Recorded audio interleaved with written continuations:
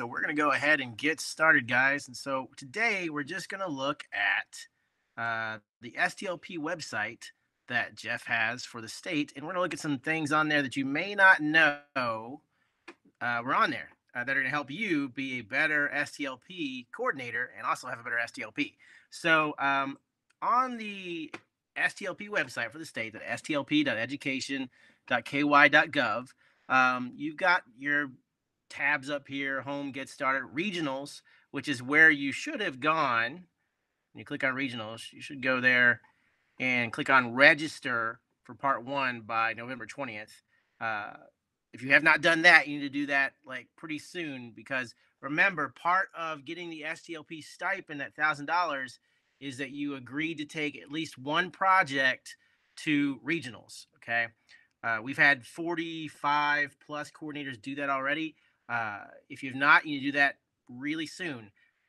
Just register part 1 by November 20th. And remember, you don't have to have any kind of project ID on there or whatever. You just have to put on there your name, your school, your email address, and who your judge is going to be, which it's usually you. That's it. Do that by November 20th, okay? But beyond that regionals page, you may not have looked anywhere else on this site. You got the DPOJ section, you got the state, but the section I want to talk about today is this more section, okay? So when I click on more up top, you've got some great resources. First, you've got that Supersheet. If you don't remember the Supersheet from Jeff's speech at the Coordinator Connection, remember the Supersheet is a sheet with every rubric that you will possibly need for STLP. All right, so you've got all of your DPOJs and different categories in there. You can view the rubric for digital storytelling, view the rubric for infographics, and a lot of those rubrics are being updated for the 2021 school year.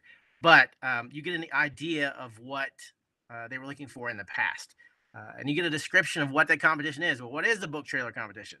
So you can learn, what that entails. You can also learn how many entries per school. With DPOJs, it's usually 2 per school. So you would pick your 2 best book trailers or your 2 best pieces of digital art, and so on and so on. You've also got other competitions here that may or may not happen in 2021. And we'll talk more about that in a minute. But stuff that's not DPOJs, for example, like challenges is what they're calling them this year. Just they're live challenges. So stuff like coding, the coding challenge, or Cinemania, or quick tech recall. Those are things you might want to look into for your STLP. And then you've got some level 1 project stuff up here, just your rubrics and different posters and all that kind of stuff. There's the STLP logo, which is something you'll need to access as well. But it's all here on one spot, this STLP Supersheet. But let's go back and let's get back on that more section on the STLP website overall. And this is the really cool thing. I'm going to go back one more time. Whoops. So on that more section, you've got state champs. So access a complete list of the previous year's STLP state champions. View projects, presentations, public works, etc. So if I go to view state champs, I can see actually what it looks like to be a champion in a category. So, for example, if I want talking about DPOJs, I can click on digital product champs, and I've got a spreadsheet here. So let's see what the first place in the state looked like for digital art, K through 5, which is from Wellington Elementary, not in Jefferson County, but in Fayette County. If I click on that link, it's going to show me, okay, that won first place last year in the digital art competition. All right, so you kind of get an idea of what kind of caliber of work you would need to do to win in those categories. Let's look at second place, just kind of curiosity. Yeah, Russ, I was going to point out that where it has the rubric and the description, there's always examples, and there's nothing wrong with showing your students those. But this is even better because you can actually see what won and some other good examples. So this was second place, K through 5 in digital art. All right, and since we've done K through 5, let's look at first place in middle school. Or actually, yeah, first place in middle school digital art. Let's see what that looks like. Link to image, because it's here it is. So there you see, that's pretty good. So yeah, that's first place middle school. And then you notice we've talked about slightly with DPOJs. If you're a new coordinator, you may not know this, but every time you submit a DPOJ, the kid has to have a reflection. And so they're just telling how they created it. So this kid created this using the Procreate app on iPad Pro, and then they just talk about step by step. It doesn't have to be as in detail as this kid went, but you just get your kids. If they're going to submit a DPOJ, know that they have to talk about how they did it, and maybe give a paragraph or two about that. So pretty neat. So that's digital art, for example. You can listen to digital music. You could say, okay, well, what does it take to win digital music? We're not going to do that though.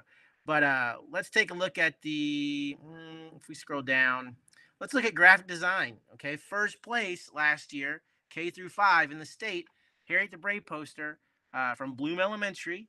If I click on here, it's going to show me this was first place last year. And all this is vector art using Google Drawings from Bloom Elementary and JCPS. If you don't know, if you're not familiar with vector art, there are lots of great YouTube tutorials about it. It's just basically digital tracing. So you use the Google Drawings, and you would get a photograph, and you would just trace over top of it using the polyline tool. Pretty neat. But yeah, this is a really cool example. And they actually hung this up at Highland Coffee last spring. Pretty neat. So here you go. And Here's that's a digital. great example of writing about the process and making sure you mention what tools you used. Exactly. So notice this kid did not go into, they didn't write a book about how they did it like the other kid did. They just kind of 1 through 6, I did this, and they like graphic design. Well, great, you won. So that's a great example there of a graphic design project. Let's look at second place. Because you might be like, wow, that was really good. Let's look at second place and see who came in second. So here we go. This is graphic design, second place, K-5. Together we are everything. And it looks like they just kind of drew some hands there. Pretty neat. It would be like a poster. Okay. But it's not, doesn't look as involved as the first place project. Still really cool, but not as involved as the first place project, right? Let's look at infographics. So let's take a look at the high school version of that in Bowling Green Independent infographics. If I click on here, okay, make corn great again. A guide to corn growth states. So if you've seen infographics before, which you have, you've seen them on stuff like TV shows. You've seen them in magazines. It just kind of is an interesting way to present information with text and pictures. So they just show you how corn has grown in the United States over a certain period of time. And you notice it keeps going. So pretty neat. They've got the whole thing is a corn cob. So actually really neat. I like this a lot. So good job. Where was that one from? Indiana? No, no, Bowling Green Independent. Bowling Green Got Independent. it. And so let's look at the elementary version of that. And we've got a kid who came in second place from Bloom Elementary. Let's see how they came, what theirs looked like. Food waste of schools in America. Okay. So this was created in Google Drawings. I'll tell you that right off. So just think about doing stuff like this with your kids. And here's his process. To start his infographic, he started with Google Drawings. He added text boxes. He resized some stuff. But yeah, so lots of great ideas. If you're like, I'm not sure what a manipulated image is, well, click on the link and it'll show you who won last year for manipulated image. And it's, you see, oh, wow, so they basically, I guess they've photoshopped something in there, right? Help me out, Steve. What did they do there? It looks like digital photography, but I agree. It looks like there was some photo editing going on there. You had a kid enter a manipulated image before, right? And what happened? Like, how did that work? Basically, they used some software on an iPad. So they took a picture and then used like a filter, coloring filter. And then, so it kind of changed the digital photo and they were able to enter that. Yeah. So again, all of this stuff is under the more section on the STLP website. So if we go back to home, you go to more over here, right next to the search bar. So more, you can click on more and you just scroll down and you see state champs right there. And you can view all the state champs from from the year prior. You can also see, if you're interested in the regional, the showcase projects, which is the level 1 competition, which goes on to level 2 and level 3. You can see the winner last year, Blake's Lemons Project with a Twist. They've got a video that they submitted about that kind of gives you an idea of that first place project and what they did. Now, they had the benefit last year of starting out the year in person, uh, in school, right? And so you're probably watching this, well, we can't do this, we can't do that, whatever. If you're watching this video, so think about how you can do things digitally. It doesn't have to be as involved as uh, a project like this would be, but because remember they started out last year as an in-person project.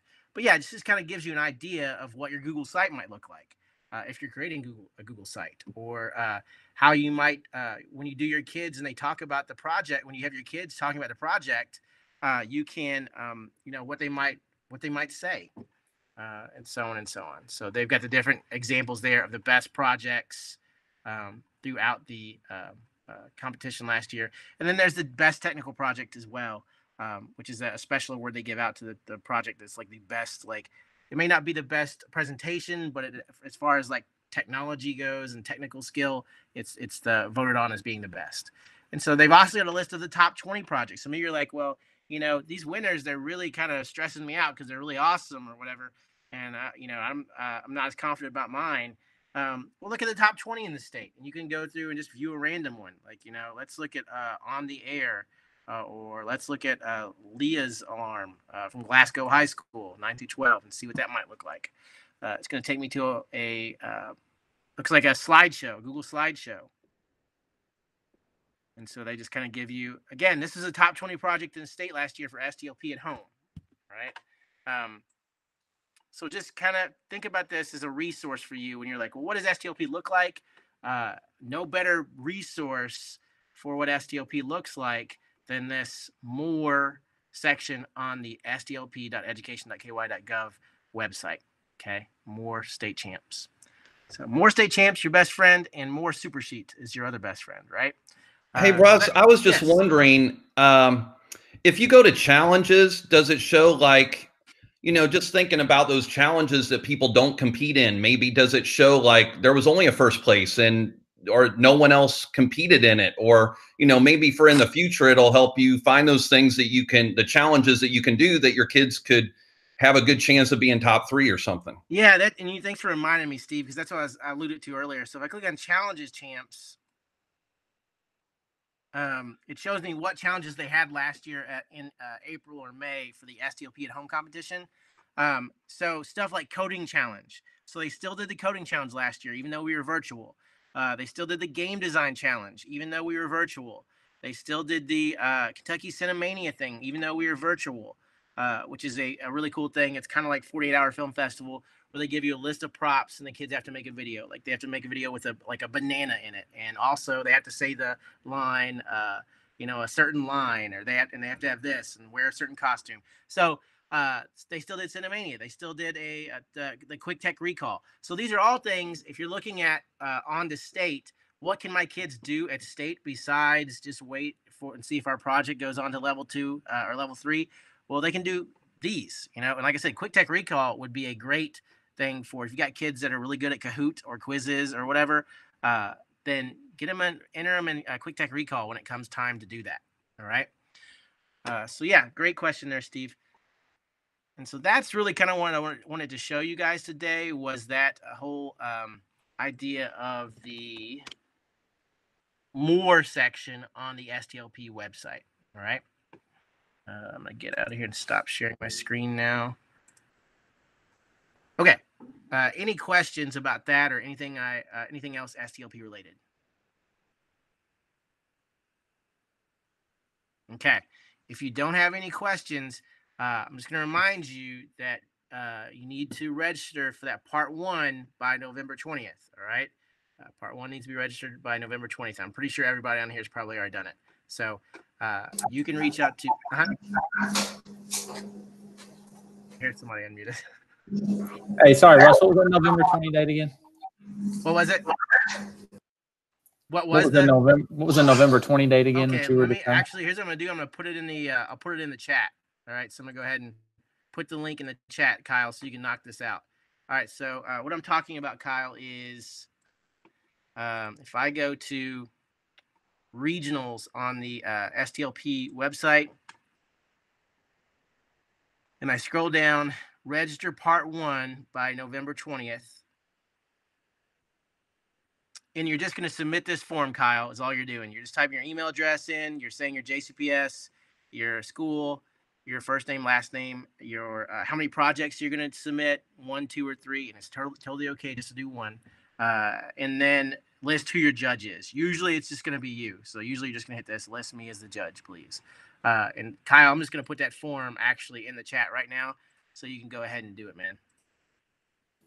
Thank you. Hey, Russ, I had a question. Yeah, go for it. Last week you mentioned something about the playground. Can you speak more about that? Okay, so what you're talking about, Curtis, is I was talking about a Minecraft virtual playground, and that was just kind of my fictitious project idea for this year. So, like, if I was going to do an STLP project, I would say, like, one that I made up would be, we can't meet on physical playgrounds because of COVID-19, right? Well, what can we do? We can meet in these virtual worlds on a virtual playground created in Minecraft, right? So I might, if I was an STLP coordinator, I would be like, let's create a virtual playground in Minecraft and invite students in my school to come to that virtual playground. And so that was just my idea for a project, and I just used that example. So if you want to use that as your project, by all means, go ahead and do that. But that was just an example I was giving, Curtis. Okay, thanks, man. All right, good question. All right, if there's no other questions, guys, thank you so much for joining me again today. Please reach out if you have any questions, and good luck, STLP.